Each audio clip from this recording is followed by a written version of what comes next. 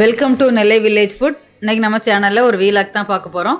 நாங்கள் ஏற்கனவே Chennai to Tirunelveli travel vlog போட்டிருந்தோம்.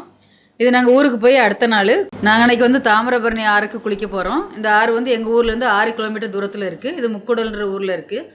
இந்த ஆற்றை ஒட்டி வந்து ஒரு கோயில் ஒன்று இருக்குது, முத்துமாலையம்மன் கோயில். இந்த கோயில் வந்து ரொம்ப ஃபேமஸான கோயில். இது இங்கே வந்து ஏரியா ரொம்ப சூப்பராக இருக்கும். எவ்வளோ வெயில் அடித்தாலும் தெரியாது, நல்லா இருக்கும் இந்த ஏரியா. தண்ணி வந்து வற்றவே வற்றாது. எப்போ என்ன கோடைக்காலமாக இருந்தாலும் தண்ணி வற்றாமல் இருக்கும். இங்கே வந்து யோகி பாபுவோட ஷூட்டிங் நடக்க போது, அதுக்காக இதெல்லாம் ரெடி பண்ணிகிட்டு இருக்காங்க.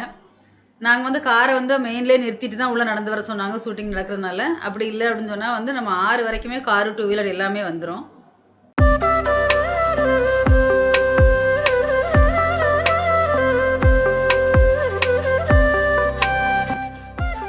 இந்த லொக்கேஷன் ரொம்ப நல்லாயிருக்கும். ஏன்னா ஆறு, கோவில், சுற்றி மரங்கள், அந்த மணல், அதெல்லாம் ரொம்ப நல்லாயிருக்கும்.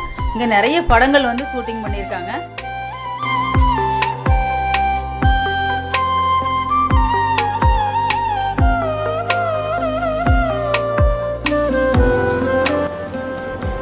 இப்போ இந்த சீசனில் தண்ணி நிறைய இருக்குது. அதில் குளிக்கிறதுக்கு ரொம்ப சூப்பராக இருந்துச்சு. செம்ம சில்லுன்னு இருந்தது.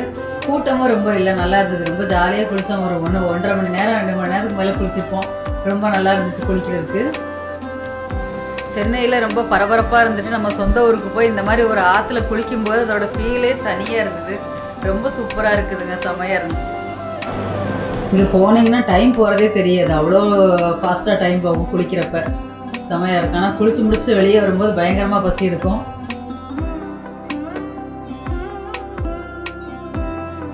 இது வந்து முக்கூடல் வாரச்சந்தை. ஒவ்வொரு புதன்கிழமையும் இந்த சந்தை நடக்கும். இங்கே வந்து எல்லாமே வச்சுருந்தாங்க, சூப்பராக இருந்துச்சு. பார்க்குறதுக்கே ரொம்ப நல்லா இருந்தது. நாங்களும் நிறைய தடவை முக்கூடல் ஆற்று குளிக்க போயிருக்கோம். ஆனால் இந்த தடவை தான் அந்த சந்தையை போய் உள்ளே போய் பார்க்கலாம்னு சொல்லிட்டு போனோம்.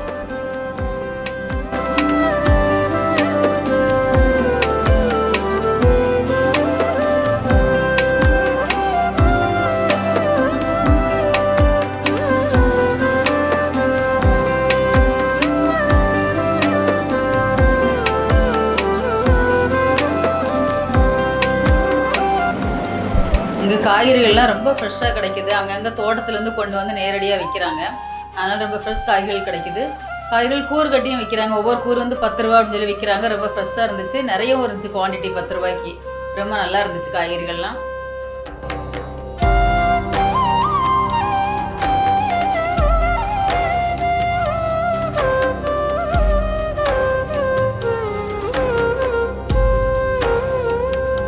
இங்கே சுற்றி இருக்கக்கூடிய கிராமத்தில் இருக்கக்கூடிய மக்கள் எல்லாமே ஒவ்வொரு வாரமும் வந்து அவங்க வீட்டுக்கு தேவையான பொருட்கள் எல்லாமே இங்கே வாங்கிட்டு போகிறாங்க.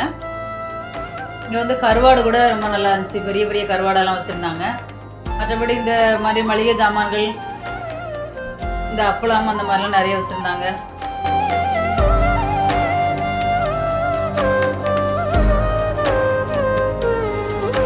மளிகை ஜாமான் எல்லாமே இருந்தது. சிறுதானியங்கள், புளி, மிளகா, பூண்டு, அந்த மாதிரி எல்லாமே வீட்டுக்கு தேவையான பொருட்கள் என்னெல்லாம் உண்டோ எல்லா பொருட்களும் வச்சுருந்தாங்க. நல்ல குவாலிட்டியாகவும் இருந்துச்சு.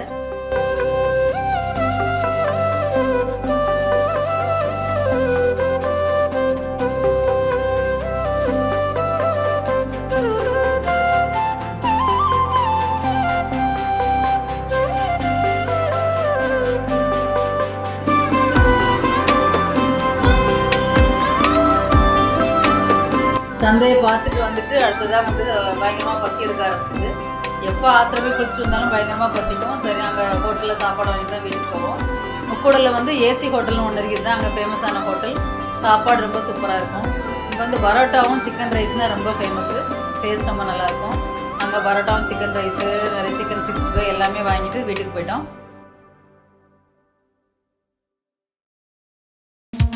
இப்போ சாப்பாடு என்னெல்லாம் வாங்கிட்டு வந்துருக்கோம் நம்ம பிரித்து பார்த்துடலாம்.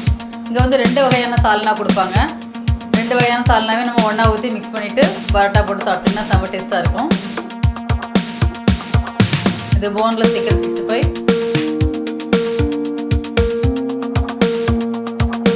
பரோட்டா,